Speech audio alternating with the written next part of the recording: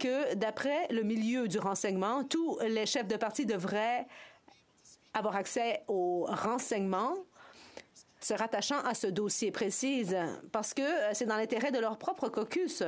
Et je crois qu'éventuellement, nous pourrions trouver une solution pour savoir de qui il s'agit et identifier les députés et sénateurs, mais je ne crois pas que les arguments présentés par le Parti conservateur tiennent la route pour empêcher le chef d'avoir accès à ces renseignements. Je crois qu'on devrait aller au fond des choses et ça commence par des renseignements transmis à tous les chefs de parti. Questions et observations?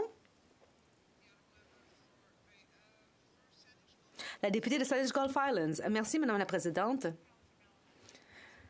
Bon, le député de Cowichan-Malahat-Langford a fait référence au projet de loi C-70 qui a été adopté rapidement et j'ai appuyé ce projet de loi. Il y a beaucoup de groupes qui ont des réserves à cet égard et je me demandais s'ils avaient les mêmes réserves.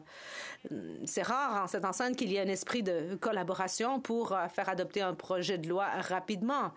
Et je crois que nous avons commis une erreur. On aurait dû étudier plus à fond le projet de loi et il y a des problèmes qui ressortent en ce moment. J'aimerais savoir si le député pense que dans une prochaine législature, nous ne devrions pas entendre des témoins et modifier le projet de loi. Le député de Cowichan-Malahat-Langford.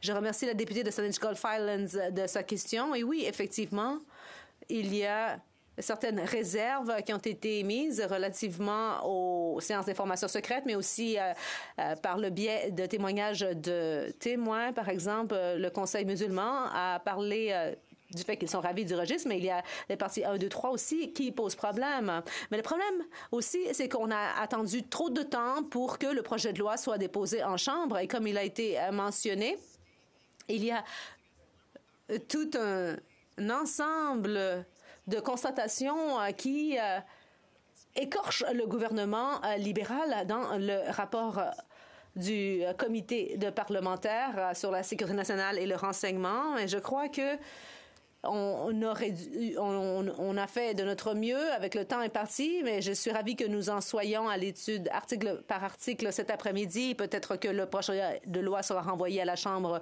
mercredi, mais il y a la loi sur la preuve au Canada et il y a la loi sur le SRS. Donc, il y a toutes sortes de lois qui seront modifiées pour non seulement créer le registre, mais aussi pour s'en prendre aux opérations clandestines qui sont menées ici au Canada